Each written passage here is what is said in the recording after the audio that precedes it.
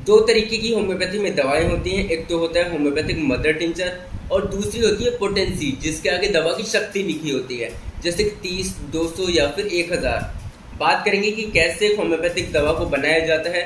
बहुत ही informative video होने वाली है।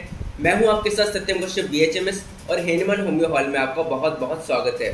तो अगर आपको कोई भी होम्योपैथिक दवा बनानी है तो सबसे पहले हम बनाते हैं एक होम्योपैथिक मदर टिंचर। अब उसको कैसे बनाया जाता है?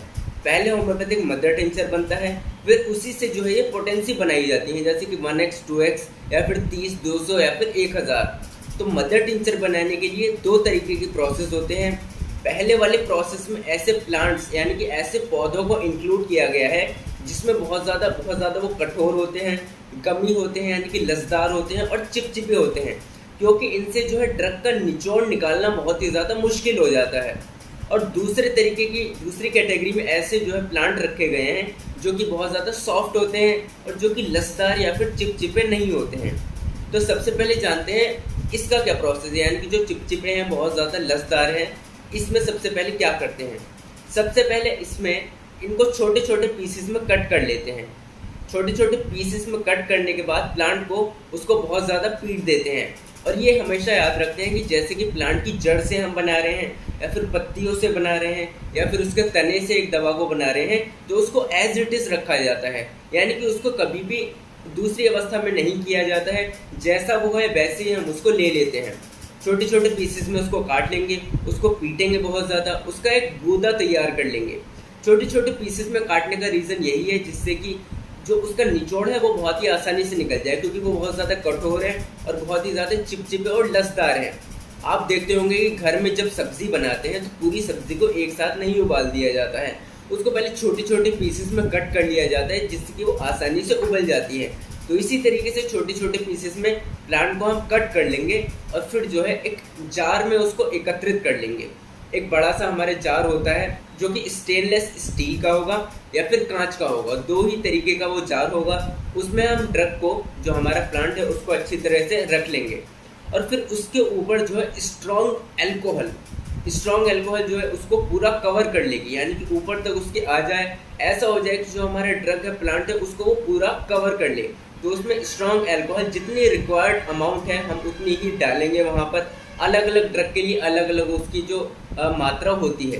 उसको जो है एक ढक्कन लगा होता है उसके ऊपर, जिसको हम लिड बोलते हैं, आसान भाषा में ढक्कन बोल देते हैं। उसके ऊपर एक ढक्कन से उसको बिल्कुल बंद कर देते हैं जिससे कि वहाँ पर एयर ना आ पाए। अब एयर आएगी तो हमारी स्ट्रॉन्ग जो अल्कोहल है वो हवा के संपर्क में आकर उड़ जाएगी, इसलिए उसको एकदम कवर कर देते हैं।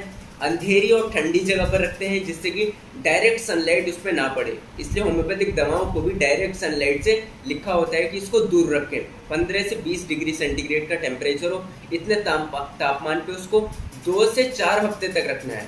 थोड़ा सा लंबा प्रोसेस है, 2 से 4 हफ्ते तक उसको एज इट इज़ रखा रहने देंगे जैसा वो है। और एक चीज़ हम उसको रोज़ करेंगे वहाँ पर कि उसको शेक करना है हमें रोज़, यानी कि रोज़ उसको पूरी बहुत ही जल्दी शेक करना है, एक बार पावरफुल शक्तिशाली तरीके से उसको शेक करना है, जिससे कि जो हमारी अल्कोहल है और हमारा जो ड्रग है वो आपस में धीरे धीरे रोज़ मिक्स भी होता रहे।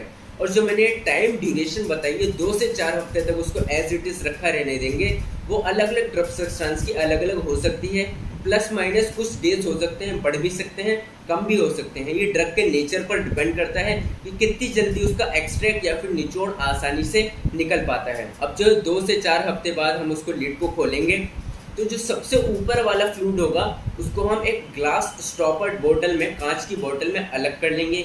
और जो नीचे का बचा हुआ रेसिड्यू बोलते हैं कि जो बचा हुआ मटेरियल है, वेस्ट मटेरियल हो गया है, जिसको निचोड़ा जा चुका है, उसका एक्सट्रैक्ट निकाल लिया जा चुका है, प्लांट के पार्ट का या फिर एनिमल के पार्ट का, कुछ भी हो सकता है, जिससे हम दवा एक बना रहे हैं, तो उसको हटा दिया जाता है। और जो हमने फ्लूइड बाकी जो कलेक्ट कर लिया है वो हो गया हमारा मदर टिंचर। इसको भेज दिया जाता है अब लेबोरेटरी में कि क्या क्या इसकी स्ट्रेंथ है, कोई इसमें कमी तो नहीं है। तो ये हो गया लॉन्ग प्रोसेस जो कि गमी प्लांट्स का था, यानी कि चिपचिपे वाले प्लांट्स का था।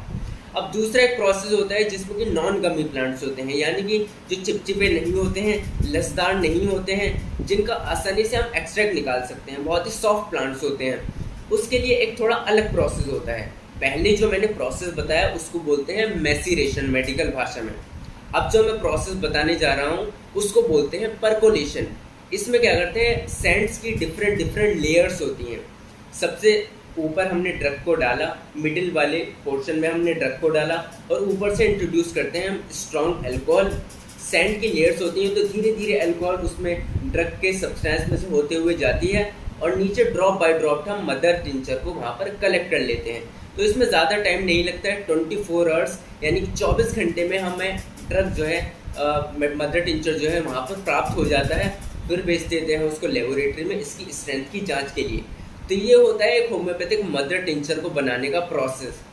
अब इसी मदर टिंचर से जो है 1x 2x 30x जो है आगे की तरफ होम्योपैथिक दवा की जो पोटेंसी है वो बनाई जाती है। आशा करता हूँ कि ये वीडियो आपके लिए बहुत ज़्यादा इन्फॉर्मेटिव रही होगी। चैनल पर नए हैं तो ज़रूर सब्सक्राइब कीजिएगा। ऑनलाइन कंसल्ट करना चाहते हैं तो डिस्क्रिप्शन बॉक्स में ईमेल आईडी है, वहाँ पर जाकर मुझसे कंसल्ट कर सकते हैं। वीडियो पसंद आई है तो ज़रूर लाइक कीजिएगा। कोई भी क्वेरी है तो मुझे कमेंट सेक्शन में ज़रूर बताएं। जल्द मिलते हैं अगली एक नई वीडियो में। Thank you.